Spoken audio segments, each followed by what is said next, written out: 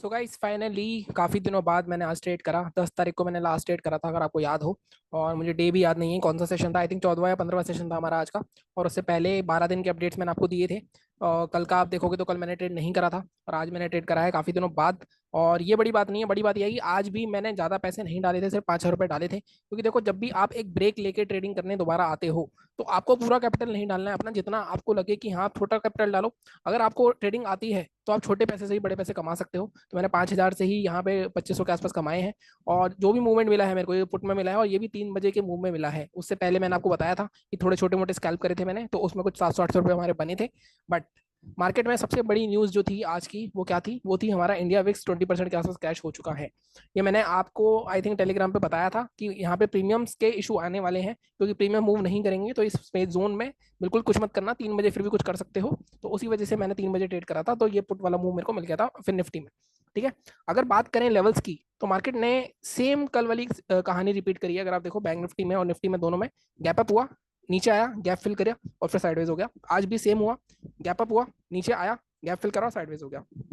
हमारे लेवल्स के ऊपर ही खुला, नीचे आके ऊपर अगर हमारा लेवल क्रॉस करता तो हमारा लेवल का ट्रेड बनता। तो लेवल का ट्रेड तो बना नहीं, निफ्टी बैंक की बात कर रहा हूँ अभी मैं। और यहाँ पे पूरा साइडवेज हो गया मार्केट। और कहीं ना कहीं 50 MA वगैरह कुछ भी नहीं चला होगा आज, क्योंकि जैसा मैंने कहा, इंडिया विक्स के कारण बहुत ज्यादा साइडवेज कर दिया गया। और बैंक निफ्टी का साइडवेज होना बनता भी था, 48,000 के आसपास था। प्लस कल एक्सपायरी है, इसकी मंथली एक्सपायरी है। तो यहाँ पे प्रीमियम खाने पूरे लाजमी थे, तो कोई उसमें बड़ी बात नहीं थी। ठीक है।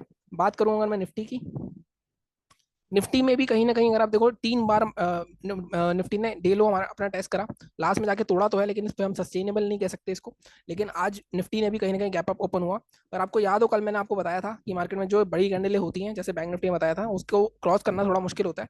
यहाँ पे देखो, मार्केट बार बार हमारा लेवल 22,431 था, हमारे लेवल के ऊपर खुला, नीचे जाके कोशिश कर रहा था, लेकिन ब्रेक नहीं करा उसने। और मार्केट कहीं ना कहीं डे के लोएस्ट पॉइंट पे बंद हुआ है। तो थोड़ा नेगेटिविटी तो है। अगर मैं वैसे बात करूँ तो सारे फ्लैट्स बंद हुए इंडेक्स। फिर निफ्टी की बात कर लेते हैं। फिर निफ्टी में अगेन हमारा लेवल क्या था? 21,423 था, हमारे लेवल के काफी ऊपर खुला, नीचे आके ऊपर नहीं गया बिल्कुल, एक बार भी क्लोजिंग ही नहीं दी इसने ऊपर की, तो ट्रेड बनता ही नहीं था लेवल के हिसाब से। तो इसमें भी पूरा साइडवेज हो गया मार्केट। बट इसमें स्कैल्पिंग करी जा सकती थी, बीच बीच में स्पाइक्स आ रहे थे प्रीमियम में, और बहुत गंदे गंदे स्पाइक्स आ रहे थे। एक बार तो आई थिंक 20 से 60 रुपए भी चला गया था एक प्रीमियम। लेकिन पॉइंट ये है कि आप इस मार्केट में स्कैल्पिंग जरूर कर सकते हो, लेकिन आप बैठ नहीं सकते ट्रेड को लेके, देखते हुए कि इंडिया विक्स ऑलरेडी 20% डाउन है, तो यहाँ पे प्रीमियम बहुत ज्यादा खाए गए हैं लोगों के। ठीक है। ये हो गई हमारी बात आज के रिव्यू की। अब मैं बात करता हूँ कि आगे क्या हो सकता है। देखो, ग्लोबल मार्केट्स की बात कर लूँ अगर मैं, तो ग्लोबल मार्केट में कुछ भी अभी आपको खास ऐसा दिख नहीं रहा होगा। ऑलमोस्ट डाउ जोन्स थोड़ा बहुत बड़ा हुआ है, टेस्ला के रिजल्ट आने वहाँ पे, उस वजह से हो सकता है। बट कहीं ना कहीं ग्लोबल मार्केट में पूरी शांति है, इतना नहीं है। अपना गिफ्ट निफ्टी देखोगे तो वो भी ज़्यादा कुछ बड़ा हुआ नहीं है। बट अब हम बात करें अगर कि हमारे चार्ट क्या कहता है कल के लिए, सबसे पहले मैं सब कुछ डिलीट करता हूँ और डेली चार्ट पे चलता हूँ। बैंक निफ्टी कल एक्सपायरी है, इसकी एक मूव मिल सकता है। मंथली एक्सपायरी पे 3 बजे जरूर मूव आता है, तो वो देखेंगे अगर पकड़ पाते हैं नहीं पकड़ पाते।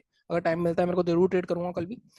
जैसा हमने कहा, जैसा मैंने आपको पहले भी बता रहा था कि एक उसमें चल रहा है अपने रेंज में हमारा, हमने बना के दिखाई भी थी आपको रेंज, कि ये इस रेंज में चल रहा है मार्केट और इसको यहाँ तक आना चाहिए अगर मार्केट में यही चलता है। लेकिन अगर आप ध्यान से देखो तो आज एक अच्छा खासी चीज हुई है। एक तो इंडिया विक्स गिरा है, तो थोड़ा सा अगर मार्केट में बड़ा मूवमेंट आता है, मतलब इंडिया विक्स का गिरना 20%, मतलब एक बड़ा मूव आने वाला है मार्केट में। इलेक्शन के आसपास भी है हम, तो कहीं ना कहीं एक बड़ा मूव आ सकता है। लेकिन अगर आप देखो आज हुआ क्या है, हुआ ये है कि मार्केट में ये जो रेसिस्टेंस जोन था, इसको मार्केट ने क्रॉस करा था, उसके बाद मार्केट दूसरा या तीसरा दिन था, इसके ऊपर ओपन हुआ, अगेन इसके अंदर आके बंद हो गया है। तो कहीं ना कहीं ये एक नेगेटिव सिनेरियो है मार्केट के लिए। मार्केट को अगर ऊपर जाना है तो कल ही मार्केट को इस जोन के ऊपर निकल जाना चाहिए, क्योंकि ऊपर एक 47,500 तक का गैप पड़ा हुआ है। तो इस गैप को फिल कर सकता है अगर मार्केट ये तोड़ता है। तो सीधे सीधे हमारा एक लेवल तो ये हो गया कि मार्केट अगर आज का जो ओपनिंग है 48,300 तोड़ता है, तो हम 48,550 तक के लेवल तो देख सकते हैं। ये 200 पॉइंट आपको मिल सकते हैं इजीली। ठीक है। एक तो ये चीज हो गई। सेलिंग अगर हम देखूं तो यहाँ पे मुझे अभी भी कोई भी सेलिंग का जोन नहीं दिख रहा है डेली चार्ट के हिसाब से। अगर मैं 15 मिनट के चार्ट पे जाके देखता हूँ, तो यहाँ पे अगर मैं देखूं, जैसे मैंने कहा बाइंग हमारी, हम थोड़ा सा इसको बफर देंगे 48,327 के ऊपर, ये 511 तक के, ये 200 पॉइंट हमें इजीली मिल सकते हैं बाइंग में। अब ऐसा भी हो सकता है एक ही स्पाइक में ले जाए, तो उस पर आप कुछ भी नहीं कर सकते, क्योंकि ऐसे स्पाइक बहुत आ रहे हैं जिसमें गैप फिल करते हैं सीधे और वापस ले आते हैं उसको नीचे। अब यहाँ पे एक चीज और देखने वाली है कि मार्केट में ये पूरे दिन आया नीचे, और नीचे क्लोजिंग पे ही बंद हुआ है, अपने लोएस्ट पॉइंट पे बंद हुआ है। अब कल की रेंज ये थी कल की रेंज यहाँ पे थी हमारी, आज की रेंज हमारी यहाँ पर है। तो मैं आपको सीधे सीधे लेवल दे सकता हूँ। हमारा लेवल होगा 47,900, 48,000 के नीचे भी आ जाएगा मार्केट, और ये 50 EMA के भी नीचे आ जाएगा। तो 47,885 के नीचे 47,734, ये हमारा पहला टारगेट हो जाएगा। इसके भी नीचे जाता है तो सेकंड टारगेट हम कल का ले लेंगे 650 के आसपास का। तो ये ऑलमोस्ट 300 पॉइंट हमें मिल सकते हैं इजीली, बशर्ते मार्केट इस रेंज के बीच में ही ओपन हो और फिर इसको ब्रेक डाउन करे। ठीक है, बाइंग के लिए जैसे मैंने आपको बताया 48,327 ब्रेक करना पड़ेगा। बाइंग वैसे इस रेंज के ऊपर भी हो सकती है, लेकिन मैं आपको वो लेवल नहीं दे रहा हूँ, क्योंकि तो कहीं ना कहीं थोड़ा सा रिस्की होगा, क्योंकि ऊपर यहाँ पे रेसिस्टेंस है, ये रेसिस्टेंस है, अगर आप देखो यहाँ पे, तो कहीं ना कहीं यहाँ पे थोड़ा सा दिक्कत हो सकती है। ठीक है, तो ये बाइंग के लेवल हो गए, ये सेलिंग के लेवल हो गए। अगर मार्केट गैप अप ओपन हो जाता है इसी जोन के आसपास, देखो एक बार ऐसा हो गया, दो बार ऐसा हो गया, कल अगर गैप अप ओपन होता है और वो साइडवेज करके फिर ब्रेक करता है तो हमारे लिए अच्छी बात होगी। कहीं ना कहीं कल सोल्ड ऑफ शायद नहीं होगा गैप अप। ठीक है, ये चीज हो गई बात हमारी बैंक निफ्टी की। अब हम बात करते हैं निफ्टी के बारे में।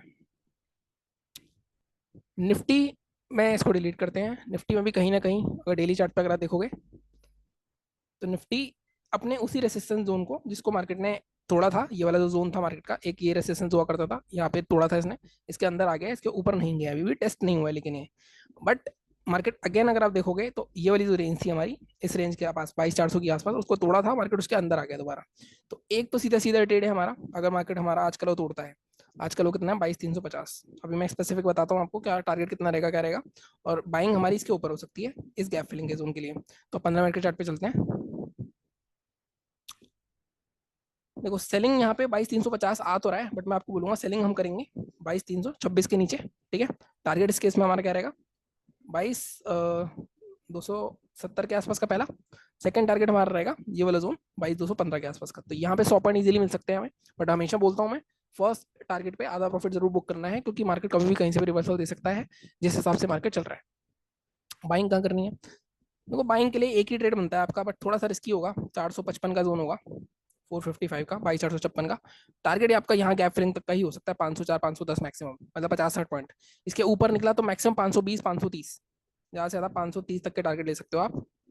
550 भी जा सकता है वैसे तो, बट 530 का रिस्की हो जाएगा गेम, क्योंकि इसकी एक्सपायरी हमारी परसों निफ्टी की, और 500 के आसपास आ गया तो फिर यहीं साइडवाइज करके उसको प्रीमियम खाई जाएंगे, जैसे आज 48,000 के खाए गए बैंक निफ्टी के। तो वहाँ पे थोड़ा सा ध्यान से चलना पड़ेगा हमें, ये जो 70-80 पॉइंट मिलेंगे इसी को लेके आपको निकलना पड़ेगा निफ्टी में। ठीक है, तो ये थी हमारी आज की एनालिसिस। आज मैंने ट्रेड करा तो काफ़ी अच्छा लगा मुझे, मतलब अभी भी है, मतलब पूरा एक वार्म अप कह सकते हो आप, क्योंकि काफ़ी दिनों बाद ट्रेड करा है मैंने। तो लेट्स सी कल क्या होता है, कल किस तरह से हम आगे बढ़ते हैं। और बाकी चैनल को इसी तरह सपोर्ट करते रहो, like share subscribe. Thank you so much.